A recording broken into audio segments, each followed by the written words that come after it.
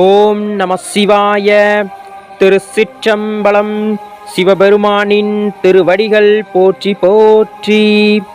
வணக்கம் நண்பர்களே. ஐப்பசி மாதம் அன்னாபிஷேகம் 2025 எப்போது நடைபெறும்? இந்த நல்ல நாளில் நாம் கலந்து கொண்டால் நம் வாழ்வில் கிடைக்கக்கூடிய பலவிதமான நன்மைகள் என்னென்ன என்பதை பற்றி தான் இந்த பதிவிலே நான் சொல்ல இருக்கின்றேன்.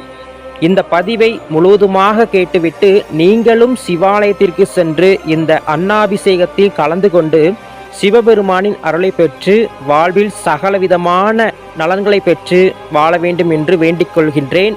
வாங்க இந்த பதிவில் பார்க்கலாம்.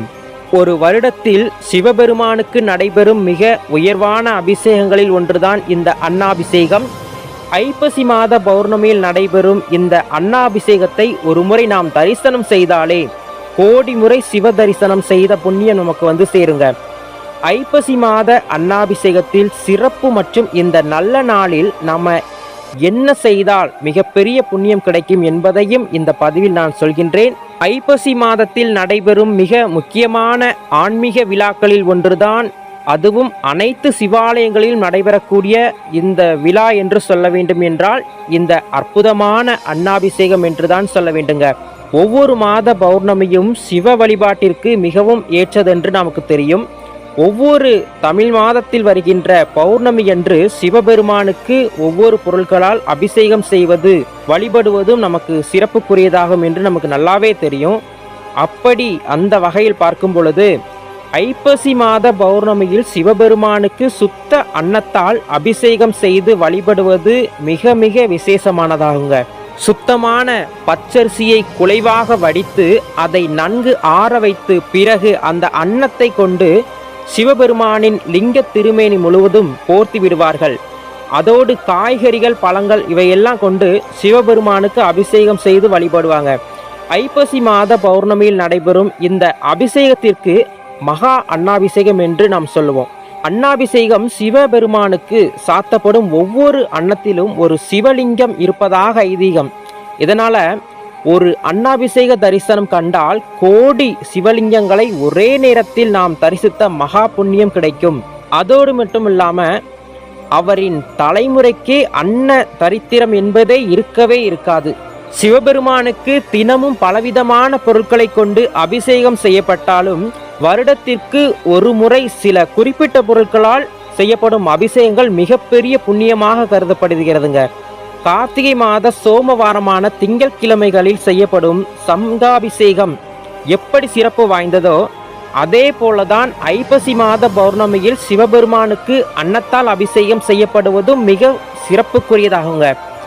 ஈசன் உலக உயிர்கள் அனைத்திற்கும் படியளந்த தினமாக இந்த நாளை புராணங்கள் குறிப்பிடுகின்றது. இறைவன் அனைத்து பொருட்களிலும் பரபிரம்மாவாக நிறைந்திருக்கிறார் என்பதை உணர்த்துவதற்காகவே இந்த அன்னாபிஷேகம் நடைபெறுகிறது. எவ்வளவு சிறப்பு பார்த்தீங்களா? சிவபெருமான் அனைத்து பொருட்களிலும் அடங்கியிருக்கின்றார், அனைத்து உயிர்களுக்கும் உணவளிக்கின்றார் என்பதை இந்த அன்னாபிஷேகம் நமக்கு தெளிவாக காட்டுகிறதுங்க. இத்தகைய ஐப்பசி மாத அன்னாபிஷேகம் இந்த ஆண்டு நவம்பர் மாதம் 5ஆம் தேதி அன்று புதன்கிழமையில் வருகிறதுங்க. நவம்பர் 9ஆம் தேதி இரவு 9:43 மணிக்கு துவங்கி நவம்பர் 5ஆம் தேதி இரவு 7:27 மணி வரை பௌர்ணமி திதி உள்ளது. அன்றைய தினம் காலை 10:14 வரை அஸ்வினி நட்சத்திரமும் பிறகு பரணி நட்சத்திரமும் அமைந்துள்ளது. பெரும்பாலும் அன்னாபிஷேகம் அனைத்து சிவன் கோவில்களிலும் மாலை நேரத்திலேயே நடைபெறுங்க. ஆனால் சில கோவில்களில் அந்த கோவிலின் பஞ்சாங்க விதிகளின்படி காலையில் நடத்தப்படுவதும் உண்டு. இந்த ஆண்டு பரணி நட்சத்திரம் வரும் நாளில் அன்னாபிஷேகம் நடத்தப்படுவது மிக மிக விசேஷமானதாகுங்க. பொதுவாக அன்னாபிஷேகம் ஐப்பசி மாத பௌர்ணமியில் அஸ்வினி மற்றும் பரணி நட்சத்திரங்கள் இணைந்து வரும் நாட்களிலேயே நடத்தப்படுவது வழக்கம்ங்க. பரணி நட்சத்திரத்திற்குரிய அசுபதி சுக்கிரனின் ஆதிக்கம் நிறைந்த இந்த நல்ல நாளில் சிவபெருமானின் அன்னாபிஷேகத்தை தரிசித்தால் அனைத்து விதமான கஷ்டங்களும் நீங்கி சுகபோகமான வாழ்க்கை நமக்கு அமையுங்க. முக்தி கிடைக்கும் என்பது ஐதீகம். இந்த நல்ல நாளில் அன்னாபிஷேகத்திற்கு பொருட்கள் வாங்கி கொடுத்தாலும் அன்னாபிஷேகத்தை தரிசித்தாலும் மிகப்பெரிய புண்ணியம் சேருங்க. அதனால நம்ம சிவாலயங்களுக்கு சென்று இந்த பூஜையில் கலந்து கொள்கின்றோம் அப்படி என்றால் நம்மால் முடிந்த அளவு தானங்கள் வழங்கலாம். அந்த பூஜைக்கு தேவையான பொருட்கள் வாங்கி கொடுக்கலாம். அரிசி, காய்கறிகள் போன்ற பொருட்கள் நம்மால் இயன்றதை வாங்கி கொடுத்தாலும் நமக்கு கோடி புண்ணியம் கிடைக்குங்க. எல்லாம் சரிங்க, நான் எப்படி இந்த பூஜையில கலந்துக்கிடுறது அப்படின்னு தானே கேட்குறீங்க. ரொம்ப ரொம்ப எளிமையான பரிகாரம் தாங்க. நவம்பர் மாதம் 5ஆம் தேதியன்று வருகின்ற இந்த அற்புதமான அன்னாபிஷேக தினத்தன்று நீங்கள் அதிகாலையில் எழுந்து நன்கு குளித்துவிட்டு உங்கள் வீட்டில் உள்ள பூஜை அறையில் இருக்கின்ற சுவாமி படங்களுக்கு மலர்கள், நெய்வேத்தியங்கள் எல்லாம் படைத்துவிட்டு ஒரு சிறிய அகல் விளக்கில் நெய் தீபம் ஏற்றிவிட்டு சிவபெருமானிடம் மனமுருகி வேண்ட வேண்டுங்க. இறைவா, உலகிற்கே உணவளித்த நீ என் வாழ்விலும் எனக்கு உணவென்ற பஞ்சத்தை இல்லாமல் எனக்கு இதுவரை உணவளித்தாய் அல்லவா, உனக்கு நன்றி அப்படி என்று சொல்லிவிட்டு நீங்கள் முதலில் வீட்டில் தாங்க வழிபட வேண்டும். இவ்வாறு நீங்கள் வீட்டில் வழிபட்டு விட்டு பிறகு நீங்கள் சிவாலயத்திற்கு போக வேண்டுங்க.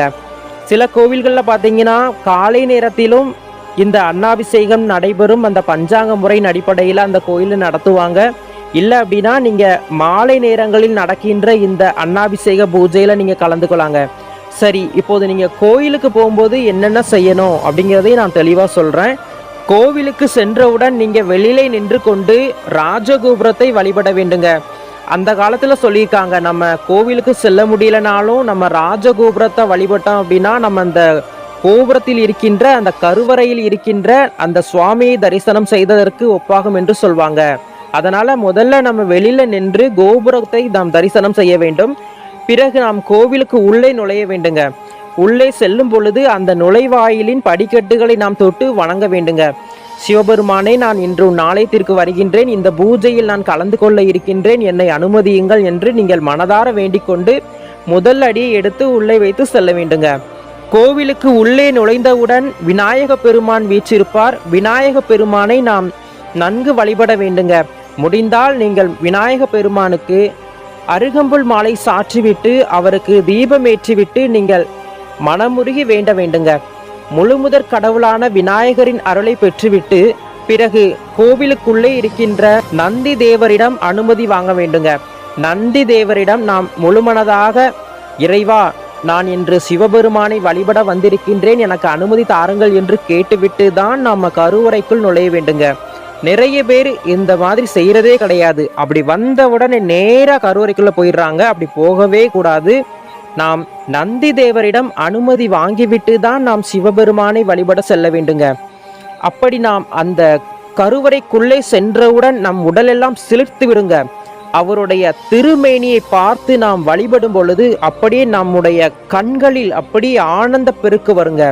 அந்த இடத்திலேயே ஓம் நமச்சிவாய, தென்னாடுடைய சிவனே போற்றி, உலகத்திற்கே உணவளித்த ஈசனே உமக்கு நன்றி அப்படின்னு சொல்லி நம்ம மனமுருகி வேண்ட வேண்டுங்க. அவ்வாறு நாம் வழிபட்டு விட்டு நெற்றியில் திருநீற்றை பூசிக்கொள்ள வேண்டுங்க. அவ்வாறு நாம் சிவபெருமானை வழிபட்டு விட்டு அப்படியே வெளியே வந்து அந்த கோவிலில் இருக்கின்ற சுற்று பிரகாரங்களில் இருக்கும் மற்ற தெய்வங்களையும் வழிபட வேண்டுங்க. முருகப்பெருமான், சண்டிகேசர், அம்மன், மற்ற தெய்வங்கள் இருக்கின்ற அந்த சன்னதிகளிலும் இருக்கின்ற சுவாமிகளை நீங்கள் வழிபட்டு விட்டு பிறகு அந்த சிவபெருமானுக்கு நடைபெறும் அந்த அன்னாபிஷேக பூஜையில் நீங்கள் கலந்து கொள்ள வேண்டுங்க.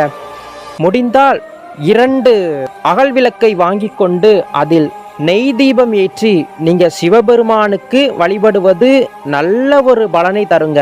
இந்த அற்புதமான அன்னாபிஷேக தினத்தன்று பெண்கள் நெய் தீபம் ஏற்றி வைத்து நீங்க சிவபெருமானை மனமுருகி வேண்டும் போது உங்கள் வேண்டுதல் என்பது நிச்சயமாக நடக்குங்க. ஒரு அற்புதமான பலன் என்றுதான் சொல்ல வேண்டும். பல வருடங்களாக குழந்தை பாக்கியம் இல்லை என்று சொல்பவர்களும் இந்த அற்புதமான மகா அன்னாபிஷேகத்தில் கலந்து கொண்டீர்கள் என்றால் அங்கு கொடுக்கப்படும் அந்த பிரசாதம் மிகவும் சக்தி வாய்ந்தது. ஏனென்றால் சிவபெருமானின் திருமேனியில் வைத்து நமக்கு பிரசாதமாக வழங்கப்படுகிறது. அந்த பிரசாதத்தை நாம் உண்ணும் பொழுது நிச்சயமாக குழந்தை பாக்கியம் என்பது உறுதியாக கிடைக்குங்க. தவறாமல் பெண்களும் இந்த பூஜையில் கலந்துக்கோங்க. உங்களுக்கு குழந்தை பாக்கியம் என்பது உறுதியாக சிவபெருமான் தருவார். வேலைக்காக முயற்சி செய்பவர்களும் இந்த தரிசனத்தில் கலந்துக்கோங்க. சிவபெருமானின் இந்த அற்புதமான அன்னாபிஷேகத்தில் கலந்து கொண்டு நீங்கள் அந்த ஒரு நாளில் சிவபெருமானிடம் வேண்டும் அந்த வேண்டுதல் உறுதியாக கிடைக்குங்க. குழந்தைகள் கல்வியில் சிறந்து விளங்குவதற்கும் இந்த நல்ல நாளில் குடும்பத்தோடு சிவாலயத்திற்கு சென்று உங்கள் குழந்தைகளுக்கு சிவ வழிபாடை நீங்கள் சொல்லிக் கொடுங்க. சிறு வயதிலிருந்தே பக்தி ஞானமும் பெற்று குழந்தைகள் கல்வியில் சிறந்து விளங்குவாங்க. நோய் நொடியினால் அவதிப்படுகின்ற யாராக இருந்தாலும் சரிங்க, ஒரே ஒரு முறை இந்த அன்னாபிஷேகத்தில் கலந்துக்கோங்க. இந்த அன்னாபிஷேகத்தில் கொடுக்கப்படும் இந்த பிரசாதம் மிகவும் சக்தி வாய்ந்தது. இந்த பிரசாதத்தை நீங்கள் உட்கொள்ளும் பொழுது உங்களுக்கு நோய்கள் என்பது பரிபூரணமாக சிவபெருமானின் அருளினால் குணமடையுங்க. அதனால மறக்காமல் வருடத்தில் ஒரே ஒரு முறை வருகின்ற இந்த அற்புதமான அன்னாபிஷேகத்தில் நீங்க கலந்து கொண்டீர்கள் என்றால் உங்கள் வாழ்க்கையில சிவபெருமானை கோடி முறை தரிசனம் செய்த பாக்கியம் உங்களுக்கு கிடைக்கும். உங்கள் வேண்டுதலும் நிறைவேறும். மறக்காமல் சிவாலயத்திற்கு சென்று நீங்களும் இந்த அற்புதமான அன்னாபிஷேகத்தில் கலந்து கொண்டு சிவபெருமானின் அருளை பெற்று வாழ்வில் சகலவிதமான செல்வங்களும் ஐஸ்வர்யங்களும் பெற்று வாழ வேண்டும் என்று நான் எம்பெருமான் ஈசனை வேண்டிக் கொண்டு இந்த பதிவை முடிக்கின்றேன். நண்பர்களே, இந்த காணொளி உங்களுக்கு மிகவும் பயனுள்ளதாக இருந்தால் லைக் பண்ணுங்க, ஷேர் பண்ணுங்க, உங்கள் நண்பர்களுக்கும் பகிர்ந்துக்கோங்க. மேலும் இது போன்ற ஆன்மீக பதிவில் உங்களை நான் சந்திக்க வருகின்றேன்.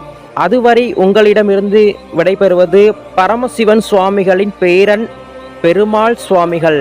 நன்றி, வணக்கம்.